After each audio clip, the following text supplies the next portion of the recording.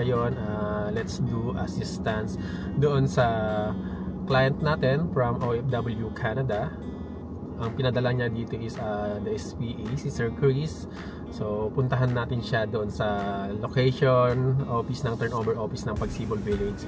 So pupuntahan natin. So I have a vlog tour kung paano pumunta dito sa Pagsibol. Just check the comment section or the arrow, yung arrow dyan sa screen para makapunta kayo doon sa link ng Pagsibol site tour. So, let's go!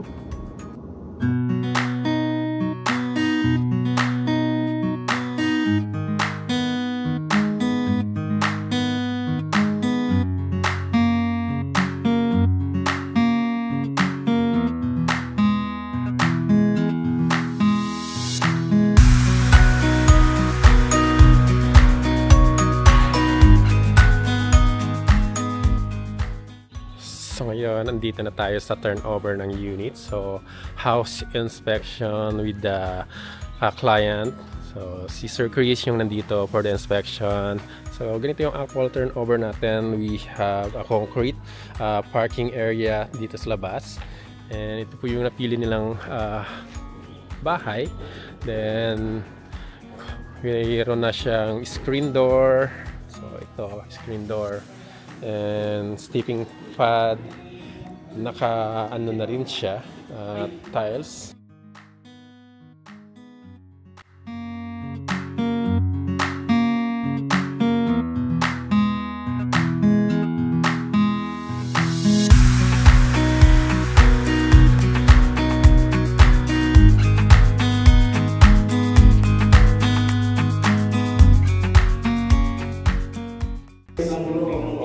Turnover nila dito, almost minimal lang siya.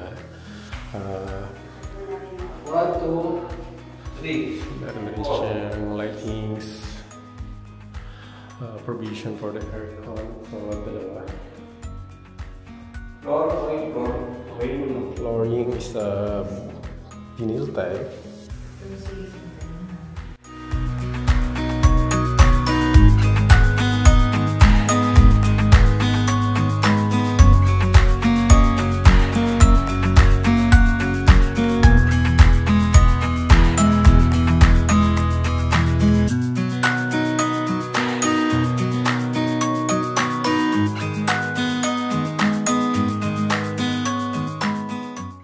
So, andito na tayo sa turnover unit ng Pagsibol Village.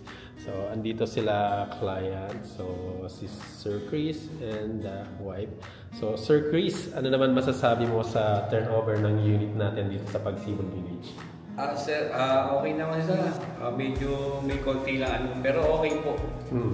Mga 99%. Iyon. Mga 1%, mga konting retouch lang.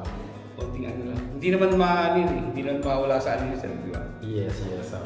At least, pero totally, okay naman siya, okay. So, acceptable na yung unit? Acceptable siya. Then, ang kagandahan dito sa unit nila is nasa corner unit. So, ganda pa lang binigay na ni Sir Well. Yes.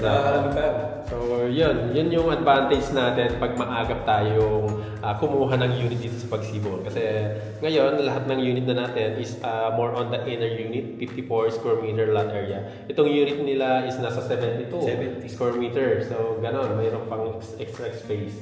So, kailan mo gustong lipatan tong bahay, sir? Sir, as soon as possible. As soon as possible. Excited na si Sir Nano. Kasi si Sir galing pa siya ng Caloocan.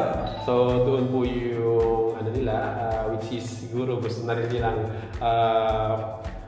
kasi alam natin sa Manila is crowded. So, at least dito medyo siguro makakaya ilang anak ka pa dito siguro. Tumama si Manang eh. So, yun po. Okay, so welcome to your home, Sir Chris and Sir Seno family. So, yung sister niya is nasa Canada. So, ano pong masasabi niyo, sir, pagka yung mga OFW na client natin, so, possible ba na makapag-avail sila dito sa Pagsibol Village pagka OFW ka? Possible po. Napakadali lang siya saka po mabilis. Entertain kagad kayo. Yun. So, yan. Kung gusto nating magpa-reserve or kumuha ng unit dito sa Pagsibol Village, via Pag-ibig Housing lang po tayo. Just comment down below para at least ma-assist ko kayo sa unit dito sa Pagsibol Village.